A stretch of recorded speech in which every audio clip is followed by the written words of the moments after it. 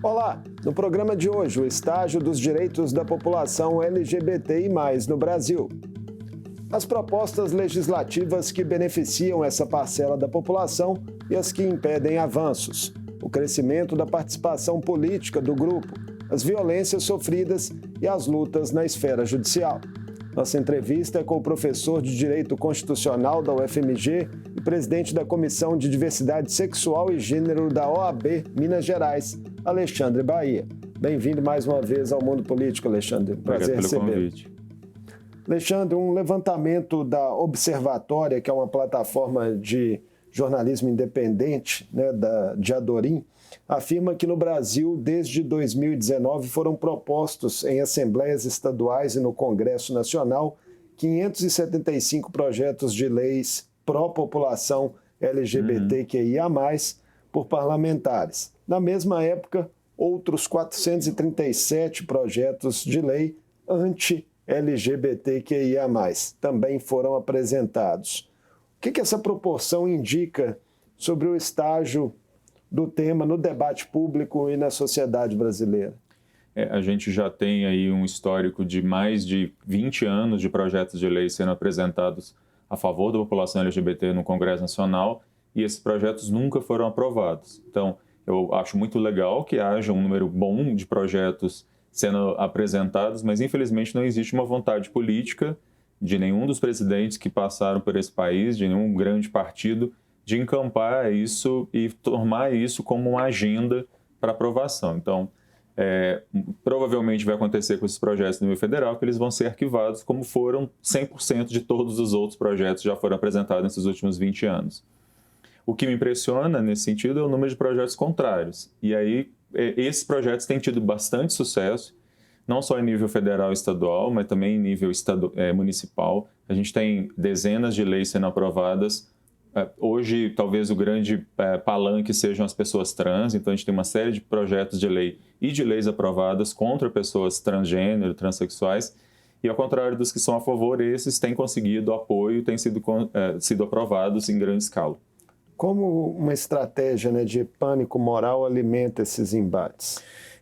Que é exatamente isso, é um grande pânico moral.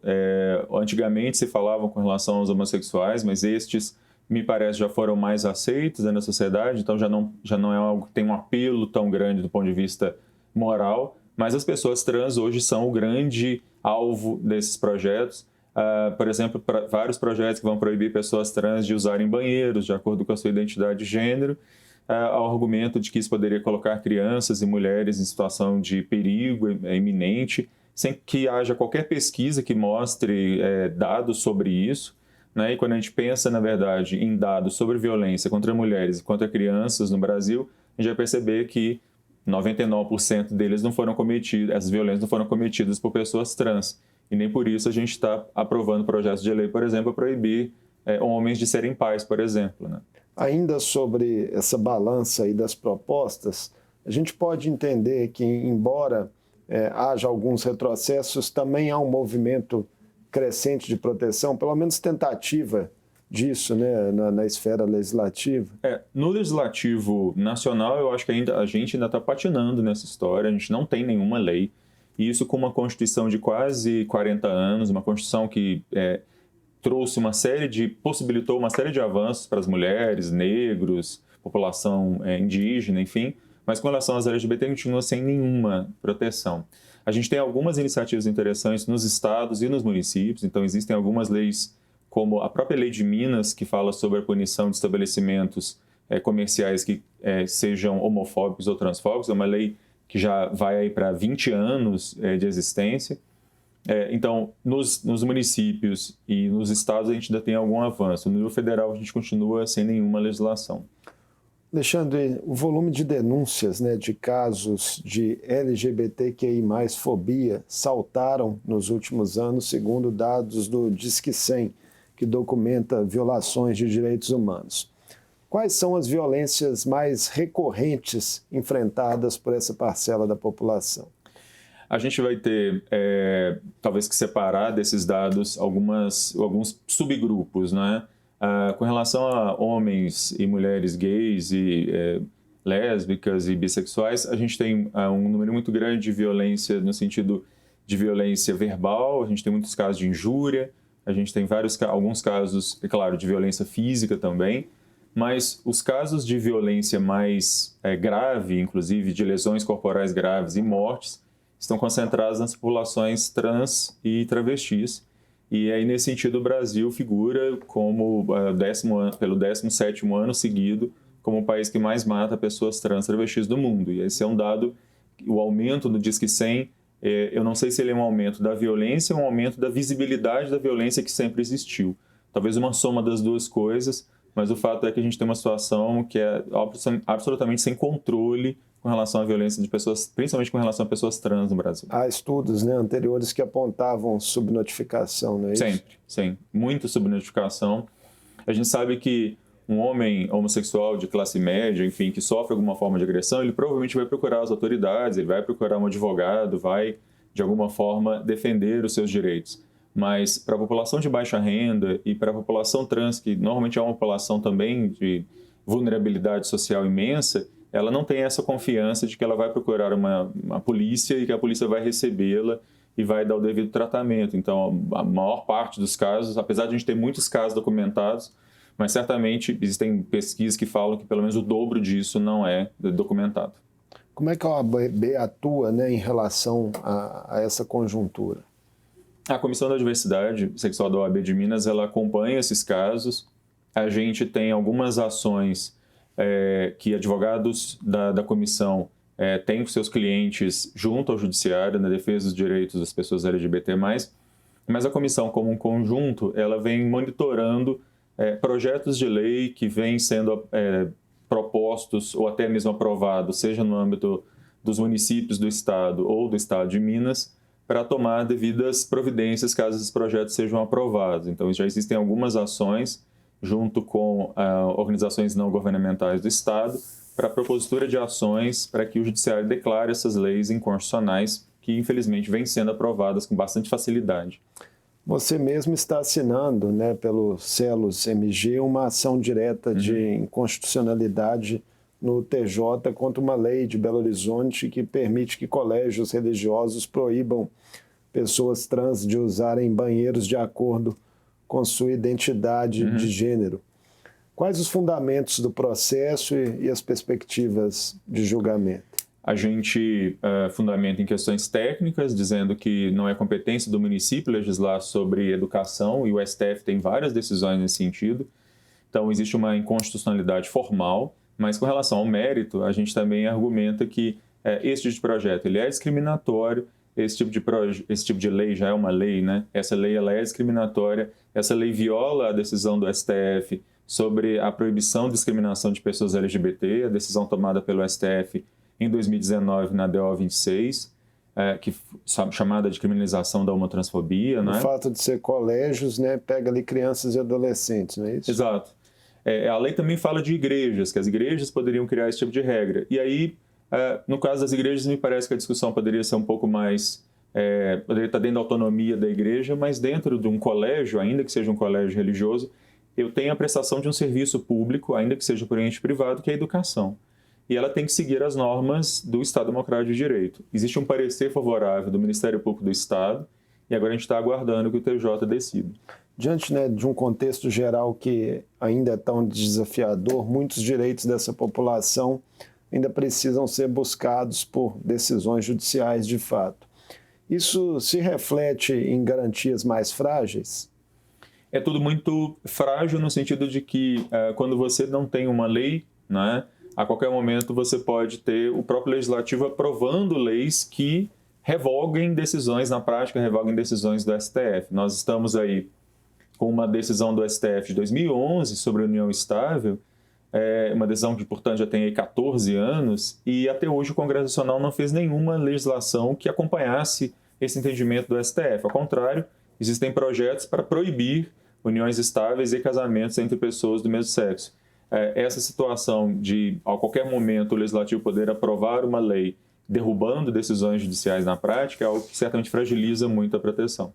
Desde o começo do ano, Alexandre, polêmicas envolvendo, né, os direitos das pessoas transexuais e transgêneros também reacenderam o debate sobre o tema, não apenas no Brasil e no mundo. Recentemente, as deputadas federais Érica Hilton e Duda Salabert, as duas primeiras mulheres trans eleitas para a Câmara dos Deputados, receberam novos vistos dos Estados Unidos em que são identificadas sendo do sexo masculino. Também na semana passada, no Reino Unido, a Suprema Corte decidiu que mulheres trans não se enquadram na definição legal de mulheres segundo a legislação do país. Dá para a gente fazer uma leitura de que os direitos das pessoas trans estão hoje ameaçados a nível mundial? Como eu disse, elas são a grande bola da vez, né? São o grande espantalho moral, porque nem nos Estados Unidos e nem na Inglaterra, eles falariam, por exemplo, que pessoas homossexuais não teriam direitos. Eles já superaram essa etapa, né? Nenhum governante, mesmo um governante mais conservador, negaria direitos para a população homossexual. Mas com relação às pessoas trans, elas ainda estão em uma situação de extrema vulnerabilidade, mesmo em países de alto desenvolvimento, como o Reino Unido, e acabam possibilitando decisões desse tipo. E isso é algo que se multiplica ao redor do globo. Elas são, em muitos países, a grande vitrine de pautas conservadoras. A deputada Érica até disse que acionaria a ONU. O direito internacional consegue oferecer proteção nesses casos ou há limites? Muito pouco, né? No caso da ONU, provavelmente ela está se referindo ao Comitê de Direitos Humanos da ONU, e ele pode até decidir contra os Estados Unidos e tal, mas ele não tem possibilidade de impor isso aos Estados Unidos. A gente não tem um grande mecanismo. Quem poderia fazer isso dentro da ONU seria o Conselho de Segurança, mas os Estados Unidos têm poder de veto sobre qualquer decisão do Conselho. Então, na prática, a gente até pode ter uma decisão com uma repercussão política, mas na prática não tem como forçar um país a tomar esse tipo de decisão. A participação política, né, é outro aspecto que entra, né, nessa discussão, também vem crescendo. Nas eleições municipais de 2024, o Brasil registrou um recorde de candidaturas LGBTQIA+, de acordo com o levantamento da ONG Vote LGBT. Foram 225 pessoas, né, desse grupo eleitas, sendo 3 delas para prefeituras. O aumento de ataques, né, por parte de setores a essa parcela da população, de certa forma, também galvanizou um movimento de resistência, né? Temos, por exemplo, a extrema-direita muito mobilizada contra essas pessoas. Sim, em algum momento o movimento LGBT+, entendeu que ele não pode contar só com o judiciário, ele precisa também ter voz dentro do legislativo, dentro do executivo. Então está havendo já, pelo menos das 2 últimas eleições, mobilizações dentro da minoria LGBT para que sejam eleitas pessoas LGBT que representem essa minoria nos fóruns adequados, né, no legislativo e no executivo. Infelizmente ainda é muito pouca representação, na verdade a gente tem uma representação de pessoas contrárias a esses direitos muito mais forte, mas é extremamente importante que esses lugares também sejam tomados, não para que esteja uma maioria ali, mas para que a voz dessas pessoas possa ser ouvida nos lugares de tomar de decisão. Agora, uma mudança, né, desse cenário a médio prazo depende muito também internamente dos próprios partidos se organizarem nesse sentido, né, abrirem espaços. Né? Claro. Né? Infelizmente, os partidos políticos no Brasil, em geral, não têm na questão LGBT uma bandeira muito clara, uma política muito clara. Comissões de diversidade em partidos é algo que eu não costumo ver por aí, né? Não sei se por desinformação minha, mas... Até existem alguns partidos que têm algumas comissões, mas ainda é algo muito pequeno dentro da política geral dos grandes partidos, pelo menos, né? E os partidos precisam tomar isso como uma pauta, porque, na verdade, o Brasil hoje, da maneira como ele está, a gente está atrás de todos os países da América Latina com relação à legislação de pessoas trans. Assim, qualquer outro país da América Latina tem alguma legislação mais ou menos protetiva, mas enfim, o Brasil se coloca na lanterninha de todos os países, entre todos os países da América Latina. Isso muito em função da política não ter abraçado essa questão. Tem aspectos, digamos assim, mais específicos que você destacaria, que seriam mais urgentes assim, na esfera legislativa a serem alcançados? Eu acho que a gente precisa definitivamente de uma legislação que fale sobre a discriminação de pessoas LGBT. A gente tem a decisão do STF de 2019, mas ela é uma decisão que, por si só, ela é provisória. Ela diz, até que o Congresso legisle, eu vou resolver aqui provisoriamente a questão. Ela prevê, né, o que ali em linhas gerais? A decisão prevê que a lei do racismo vai ser aplicada para a discriminação contra pessoas LGBT, tomando a ideia de raça num sentido social, que é uma decisão extremamente importante, tem já gerado alguns resultados, mas a gente precisava que o Congresso Nacional Brasileiro aprovasse uma lei, por exemplo, sobre isso, mostrando que o Estado brasileiro reconhece que isso é um problema, que isso precisa ser combatido, como é o caso do feminicídio, como é o caso da violência contra a mulher, por exemplo, em que o Estado brasileiro aprovou legislações, mais de uma, reconhecendo o problema da violência contra a mulher. A gente não tem isso. A gente não tem uma legislação que fale sobre união estável, apesar de que várias pesquisas mostram que a maior parte da população brasileira é a favor das uniões estáveis de pessoas do mesmo sexo. Isso não tem se refletido na legislação. Então, são aspectos aí que você julga que seriam mais urgentes, né? Um outro elemento sobre essa população, você já até citou um pouco durante uma das suas respostas, é a falta de dados precisos, né, padronizados, confiáveis. O quanto isso impacta na construção de políticas públicas? Se a gente não tem dados, a gente não tem como cobrar, né? A gente precisa de ter dados produzidos pelo poder público, que sejam dados oficiais, para que a gente tenha alguma forma de cobrar efetivamente dizendo este é o problema, nós temos aqui os números do problema. Os números que a gente tem sobre violência contra pessoas LGBT no Brasil, eles são produzidos por organizações não governamentais, então não existe uma metodologia oficial para a produção desses dados e isso dificulta bastante o argumento, quando isso é levado no legislativo, de que isto é um problema, isso é um problema grave, precisamos de uma legislação, né, justamente por não haver um documento oficial. O BGE, por exemplo, deveria estar se debruçando sobre isso e ainda não o faz? Me parece que não só o IBGE, mas todas as polícias, na verdade.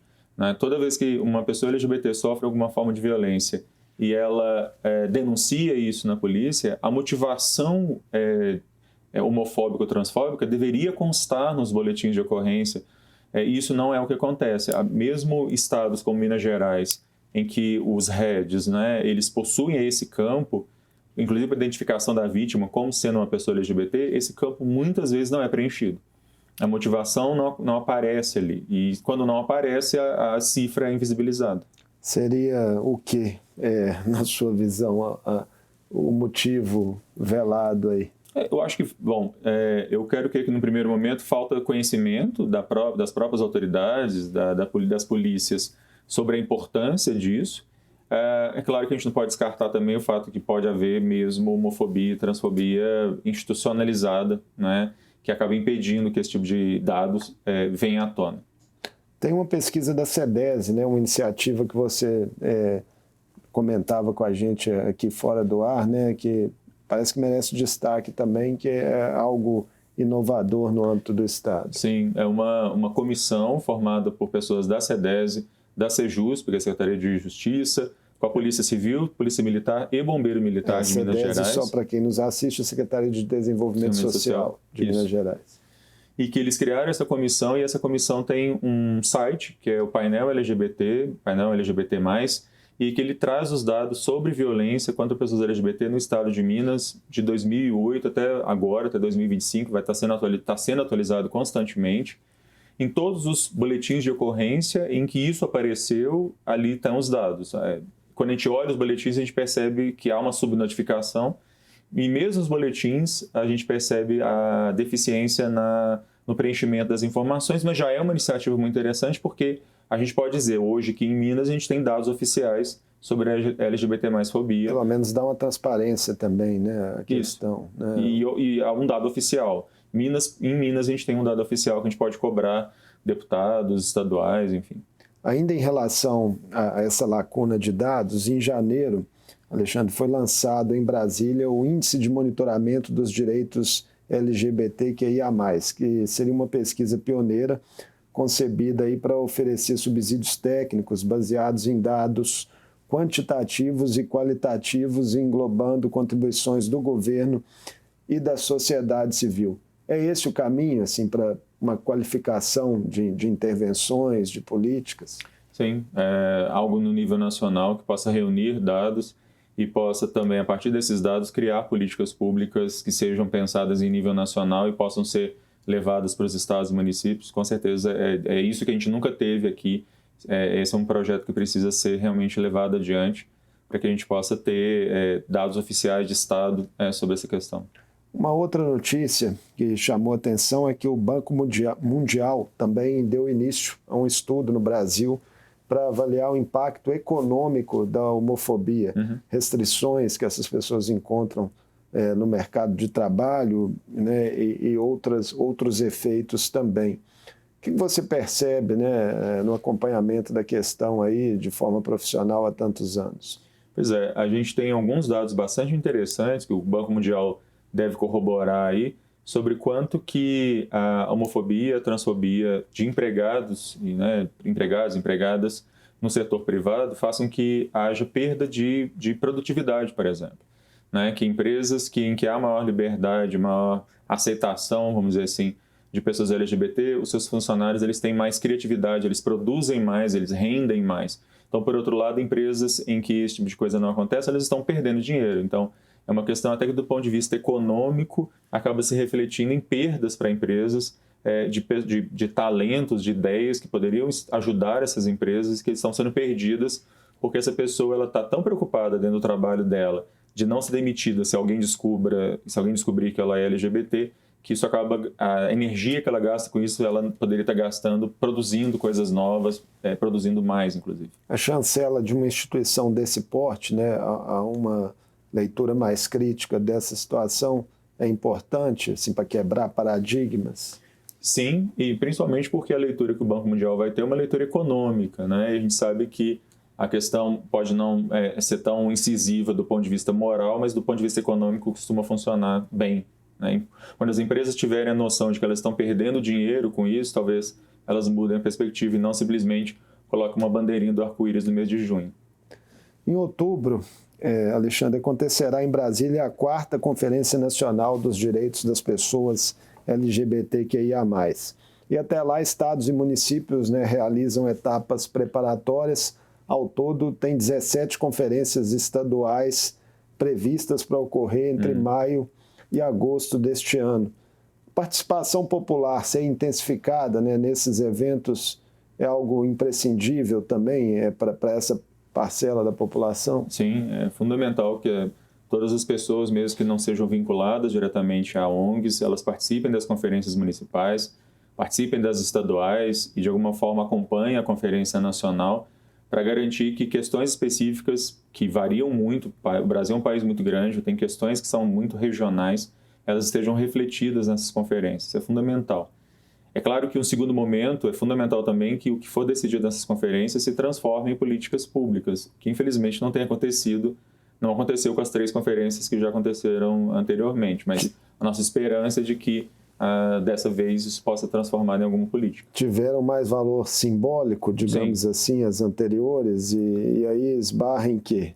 Os documentos das 3 conferências são muito bons. Ali há uma gama de coisas que precisariam ser decididas, precisariam ser alteradas, seja na legislação, seja em políticas públicas, sobre várias questões, e elas nunca foram levadas adiante. Muito pouco daquilo ali foi levado adiante. Falta vontade política, com certeza, de partidos que tomem isso como uma bandeira e levem adiante. Alexandre, muito obrigado por mais essa conversa conosco aqui no Mundo Político da TV Assembleia. Agradeço. Conversei com Alexandre Bahia, professor de Direito Constitucional da UFMG e presidente da Comissão de Diversidade Sexual e Gênero da OAB de Minas Gerais. Falamos dos desafios enfrentados pela população LGBTQI+, para a garantia de direitos pelas vias legislativa e judicial. O Mundo Político fica por aqui. Obrigado por nos acompanhar e até o próximo programa.